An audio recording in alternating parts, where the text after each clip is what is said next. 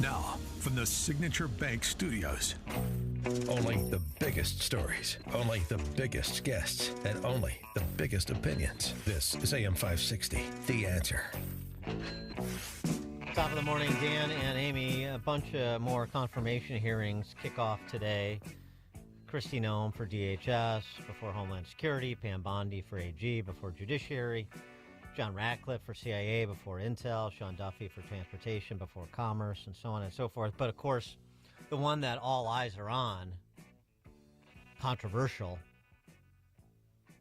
is budget bad boy Russell Vought. Who? Well, he was OMB for Trump 1.0.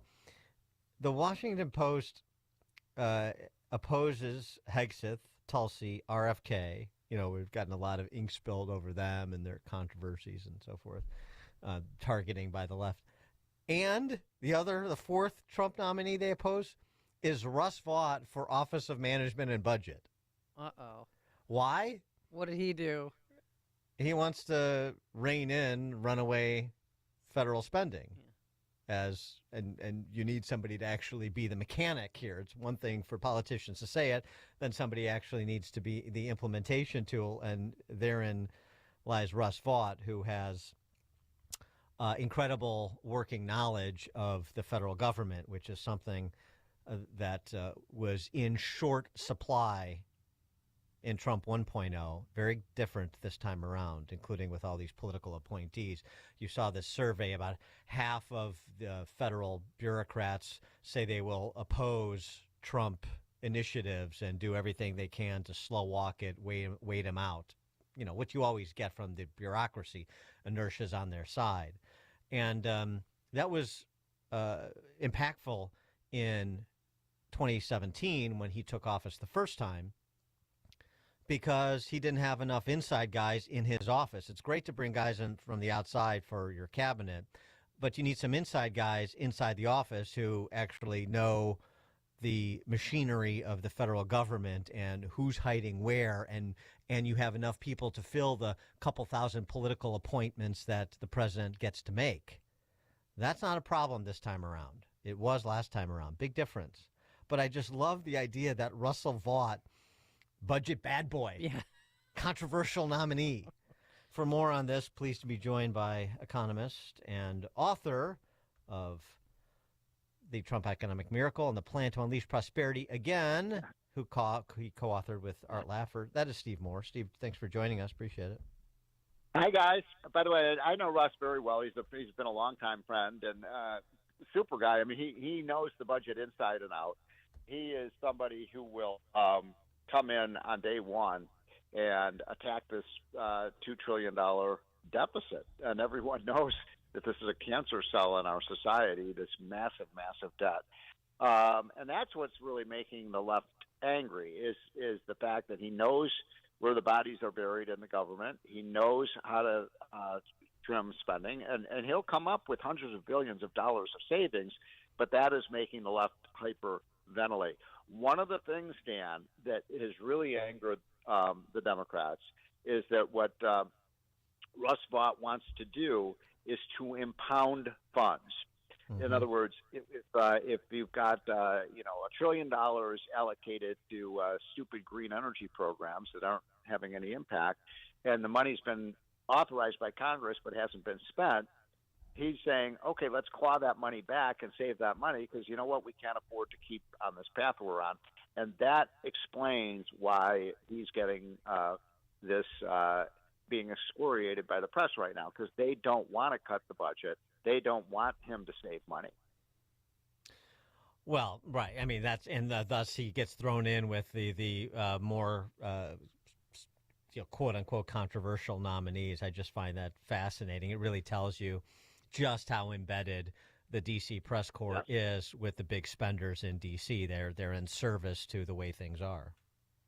Well, this issue of empowerment is a really interesting one, because every president, I've been arguing for 30 years that we should restore the empowerment power to the president. This is a power that every president going back to Thomas Jefferson through Richard Nixon had. Franklin Roosevelt, a Democrat, used the empowerment power more than just about any other president, because when Congress authorized money, and yet they don't need to spend all the money. What would any CEO do? He would say, "Oh well, we've already allocated the money. We might as well just spend it." That's the attitude of Washington. If something ends up costing half as much as we thought it would cost, we're just going to spend 100% anyway. And so what empowerment says is we're not going to spend this money because we don't need to. And the Congress took that power away from the president. And what Russ is saying, no, this is an important power for our fiscal controls to make sure that we can pay our bills. And I'm with him on that. Me too. Your guy, Scott Bessent, he'll be before the Finance Committee, Trump's nominee for Treasury Secretary. Gerard Baker did a write-up on him over at the Journal and talked about his 3-3-3 plan, sustained growth of 3% GDP, a federal fiscal deficit no more than 3% of GDP, and increased domestic oil production by 3 million barrels a day, which is about a little over 20%. What do you think of the 3-3-3 from Bessent? Well, I helped him with that. We worked with him on that idea, and it's absolutely all of those are achievable goals. They're not pie in the sky. We can easily produce 3 million more barrels a day. And by the way, with oil right now at $75 a barrel, that's $225 million a day that we would increase our output by, and that would be less money that we'd have to send to Saudi Arabia and OPEC and Iran and Russia. So that makes a huge amount of sense. The second thing is we can achieve 3% growth. In fact, the growth rate for the U.S. economy for the last 100 years has averaged 3% growth. So it's a good goal to get. And if you get 3% growth, you start really making great dents in the budget deficit because you create a lot of revenue. And reducing the deficit to 3% of GDP, absolutely. I mean, we should reduce the deficit to 0% of GDP, in my opinion. Exactly. But getting to 3% is certainly an attainable goal. And so, I'm totally with him on that. And I think within 2 or 3 years, he could do it. Well, if you need help with the 3 million more barrels of oil a day, you just call Billy Bob Thornton down in Midland. Landman. Yeah. I've been watching that show, Landman, and he gives these speeches that are really amazing. Awesome. Just explaining to people that we need oil, we need gas, or nothing else functions in the American economy. If you want to shut down all economic activity, if you want the lights to go out, sure, we can go with green energy. But it's an amazing show called Landman. I forget what channel that is on, but Paramount it Plus. is. Do you watch it? Oh, yeah. And I love the last episode, spoiler alert, when they're talking about Oh, fracking. good. I haven't seen the last Well, episode. you'll learn a lot about fracking, okay? And it doesn't cause natural disasters. Oh, yes. And then if you watch the daughter and her quarterback boyfriend, you'll learn more about fracking. No. Hi-oh. This is a PG show. Oh, wait till you see what they do to the old people at the old people's home. Yeah. Those fun field trips they take. We didn't do that at the Swedish retirement home when I volunteered there. I can tell you that much. Less exciting than we played bingo, and I did make them watch Kingpin. It's very refreshing to actually have a show that, almost every other show is like, oh, we got to get rid of oil and gas. It's the worst thing, and it's polluting the environment. And now you have a show that actually, explains to people why we have oil and gas, because without it, the economy shuts down. And, it's, by the way, it's in the teens here in Washington, D.C. today. It's really cold. And I got up this morning and, it's like 40 degrees in the house. And I'm like, thank God we have a gas heater that we can turn on. But if Biden had been reelected, those gas heaters would probably be banned, because those are awful machines. So. Well, and fossil fuels also necessary to produce, like the firefighting equipment that they need out there in California, for example. I mean, we've talked before about, all the products that are petroleum-based that people don't appreciate. I have no idea. By the way, we have a story today in our hotline. You haven't seen it because you haven't gotten it yet, but we just sent it out. But now, about almost half of the firefighting that's going on by these heroic firefighters, getting right in the face of these horrible fires, half of them are private firefighters. Did you know that, Dan and Amy? Yeah. They're not public, and the unions are absolutely going crazy, saying, "Oh my gosh, how dare we have private firefighters helping us put out these fires?" As if and this is their idea of fairness. If the guy's house down the street burns down, then it's only fair that every house has to burn down. Equity. Yeah, that's Yeah. Yep. Equal outcomes.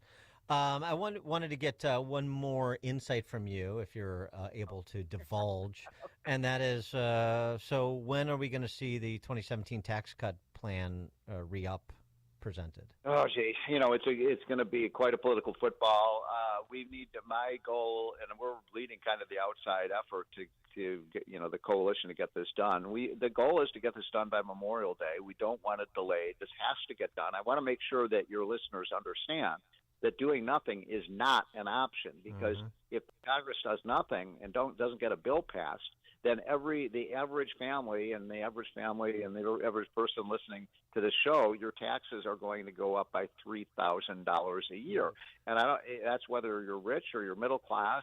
Well, now, if you're poor and don't pay any taxes, you won't see a tax increase. But your tax bill is going to go up. So that's because the Trump tax cuts automatically expire at the end of this year. So we've got to get this done. It's a high priority for Trump, and it worked. We grew the economy. The things went really well when we did it. By the way, revenues. The problem is not revenues. By the way, revenues have been up substantially the last 5 years, but the spending keeps going up. And I don't know if you saw, Dan, in our hotline yesterday that that we're 3 months into the fiscal year now. So the fiscal year for 2025 started on October 1st. So we have 3 months worth of data. And the Congressional Budget Office just came out with a report 2 days ago that shows federal spending is up $200 billion more over those 3 months than it was last year. $200 billion. If we keep on that path, we're going to have a $2.5 trillion deficit this year. So Trump is not. I'm so sick and tired of Joe Biden saying, I'm handing off to Donald Trump a very healthy economy. No, he's not. No, he's not. By the way, the inflation numbers came out this morning. We're back at 3% and going higher. So this is a big mess that Trump is inheriting, and it's going to take a lot of work to get us back online and back on the path to prosperity. He is Steve Moore, economist, author of The Trump Economic Miracle and the Plan to Unleash Prosperity Again, co-authored with the great Art Laffer. Steve, thank you as always. Okay, guys, I hope come out for the inauguration, but bundle up. It's going to be really cold out, but it's an historic day. Monday, January 20th, we have a new president, and then we take Joe Biden off to is he going to go to the nursing home? Where is he headed? Midland, Texas. Yeah. He's going to that nursing home because he knows they have fun field trips. Yeah, right. Is what he's going to do if he's a smart man. All right, thanks, Stephen Moore, and he joined us on our turnkey.pro answer line. Listen to Dan and Amy